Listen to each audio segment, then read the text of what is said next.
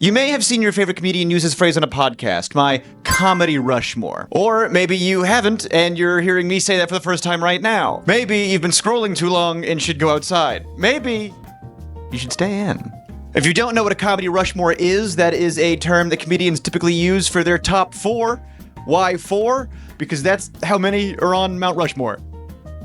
Yeah, my Rushmore's got 5. Cool. Now, while Mount Rushmore is a slap in the face to Native Americans, your comedy Rushmore is just the founding fathers of your comedy styling. You know, who are your biggest inspirations? Whose influences do you wear on your sleeve? You know, that kind of a thing. You know, a lot of people will often come up over and over and over again in people's comedy Rushmores. Names that get thrown around constantly just to get them out of the way. We got George Carlin, Dave Chappelle, Lenny Bruce, you know, Bill Burr. Younger comics are influenced a lot by Mulaney. Some deep-cut comedians have Dave Attell. We got Joan Rivers, Richard Pryor, Bill Hicks, etc. I'm going to try and avoid those names, but unfortunately, I might not be able to. Now, if you know me, you know my comedy styling is a little all over the place. I talk really fast, I talk about traumatic things, I got a tinge of politics, and I'm silly. But maybe based on my comedy Rushmore, I will make more sense to you. So who is the first comedian on my comedy Rushmore? Just to get this out of the way, Robin Williams. Now, what about Robin Williams' career, his craft, his method of doing stand-up do I find the most influential and admirable? Oh, let me count the ways! First of all, Robin Williams is a multifaceted performer. He's not just a stand-up, he's also an actor, an improviser, and just a force of nature. Now, Robin Williams is pretty much funny incarnate. He had a delivery that was so unforgiving, that was so fast-paced, that was so fueled by cocaine. He was an accomplished comedic and dramatic actor, made famous for his role in Mork and Mindy, and then that's all she wrote. Because from there, he basically populated your childhood, Gen X, Gen Z, Millennials, Boomers. If you're a human being, you love Robin Williams. But what I loved about Robin Williams' stand-up, even though he was a family man in the movie scenes, his stand-up was raunchy. His stand-up was curse word fueled. He talked about his own personal drug use. He talked about politics in a way that was approachable and profound. One of Robin Williams' best bits that I can think of off the top of my head, because, you know, there's a million. He talks about how, you know how, like, NASCAR drivers have to wear, like, their sponsors' logos, like, on their uniform and on their cars? We should make politicians do that. If you're a politician that gets bought up by a corporation, you should have to wear that on your forehead, you know? You know, they'd be wearing big suits with, like, the NRA and BP oil written across the sides of them, just so you know who you're voting for, you know? I didn't mean to Jake Weddle that up, but that was the premise. Taking something so, you know, boring, elitist, what's the word? Pretentious. But no. Think about it like NASCAR. Genius. Robin Williams was also just such a kind heart, such a kind soul.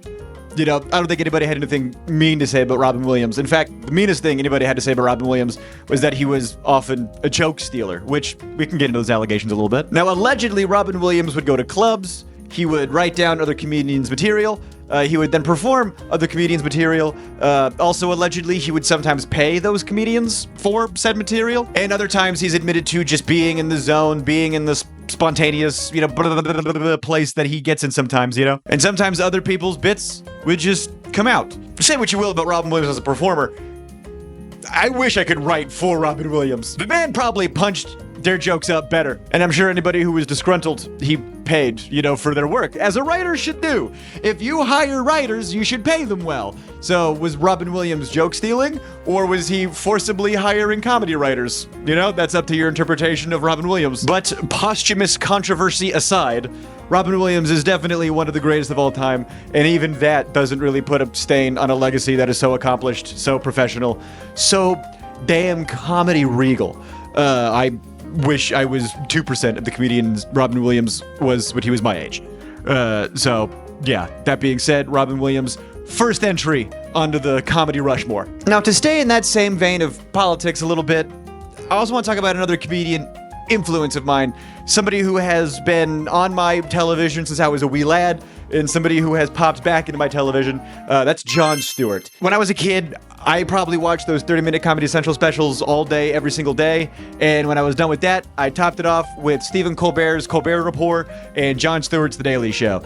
And if anybody has done more for my political compass than they have for my stand-up, Jon Stewart's the guy. Because Jon Stewart was the first person to do political comedy in a way that first of all, made all of late night and all political news shows copy his exact format, his exact style, his exact everything. Everybody is just doing Jon Stewart, even Gutfeld.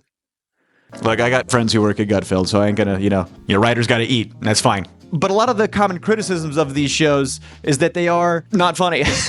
Not funny, but also their politics is very, very heavy-handed. Whether you're on the left or the right, a lot of these news shows, late night shows, Fox News comedy spin-off shows, it's very, very politics first and comedy second, where you knew for a fact on The Daily Show with Jon Stewart and in his stand-up, that was comedy first, politics just happened to be there. But even though it was comedy first, he didn't lose the points. If anything, the points are where the comedy came from, not working comedy backwards from a political point. Jon Stewart has been such a profound voice in the stand-up comedy world and also the news world. I mean, he's made such an impact on the news world that people kind of want him to run for president after Trump Part 2 Electric Boogaloo.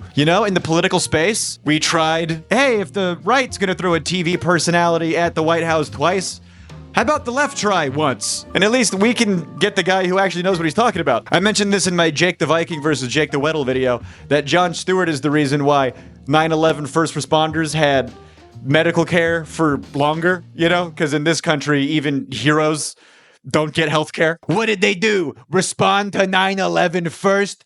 Take away their health coverage, just like the rest of them. And Jon Stewart said, don't. Very poignant political argument, Jon Stewart. You should be the president. The bar is low in the US, I gotta tell you. But as far as subject matter, poignancy, not getting lost in the political sauce when making a comedic point, the second spot on my Rushmore goes to Jon Stewart. Now let's get the hell out of politics, huh? Let's get as far away out of politics as possible. Jim Carrey. Let's talk about Jim Carrey. Jim Carrey is a wacky, zany guy. I'm sure if Jim Carrey's career started in 2005 and went on to 2050, the internet would call him cringe. But you know what? Don't kill the party that cringes, kill the party that thinks things are cringe. Because Jim Carrey's career actually started not as a stand-up, but as an impressionist. That's right. You could have a whole career out of looking and sounding like other people. Because Jim Carrey didn't just do sound impressions, which were impressive enough on their own. He would transform his physical body, his noodle, lanky, silly body, and he would turn his face into Jack Nicholson, Clint Eastwood, and the rest. And then from there, would do the most 90s stand-up you have ever seen. That stand-up was so 90s, Jerry Seinfeld clutched his pearls. And then, again, the TV and film career that he had. I mean, Dumb and Dumber, Ace Ventura, The Mask. Those were all 1996, 97, insane. Now, whereas the previous two were unabashed in their artistic convictions, Jim Carrey was just being himself. A silly guy who, like Robin Williams, just wanted to make people smile, just wanted to make people happy. Jim Carrey and Robin Williams actually are both people who are from a very, very lower class when they were born. Their spawn point was not super hot, and their defense mechanism, their way to cope, with that trauma, was I'm gonna make everybody around me super happy all the time. How do I do that? Look at my face. It's my Jim Carrey impression. Jim Carrey's career pretty much exemplifies that you can be a lot. You can be a big, crazy personality. You can be over the top, and it's not, cringe, but instead it can be lovable and endearing. And Jim Carrey, because of his mastery of his physical being when he's performing, Jim Carrey can go big, but he can also go small. He's a very, very accomplished actor, similar to Robin Williams, where they can also portray a very, very calculated, very micro performance and have that be just as powerful, if not more. I have a fantasy that Jon Stewart's watching this right now and talking about the critically acclaimed movie careers of Robin Williams and Jim Carrey. And look, The Daily Show was awesome, okay? That ran for like 20 years. Everybody wants to come back. John, I love you. But let's get into the final member of my personal comedy Rushmore. This one was tough. I told you guys no more picks from, the list of goats from the original intro. I believe when I talked publicly about this previously, I said names like Bill Hicks. I love Bill Hicks. I really do. I firmly believe that Bill Hicks faked his death and has been pretending to be Alex Jones for the last 25 years. Don't ask me any further questions. And John Mulaney, I think, is great, but I've sounded like this for as long as I can remember. Please stop telling me I sound like John Mulaney. I mean, don't get me wrong. I understand why everybody keeps saying it, but still. No, if I could avatar master of all 4 elements, have my last pick be somebody who encapsulates everything, Greg Geraldo. Who? Huh? Who is Greg Geraldo? Well, Greg Geraldo you probably know from the Comedy Central roasts. If anything, they probably got Anthony Jeselnik in after Greg Geraldo tragically passed away. Here's the thing about me. When I was in elementary school, middle school, comedians would pass away, and I was the only one who gave a shit.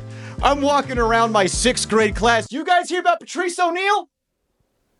Patrice O'Neal. You guys don't know? George Carlin died. You guys care? In 2008? I'm Jake Weddle. I'm in middle school. Hi. Guys, Greg Geraldo died. You don't know? No, Greg Geraldo, like all my heroes, passed away from a drug overdose.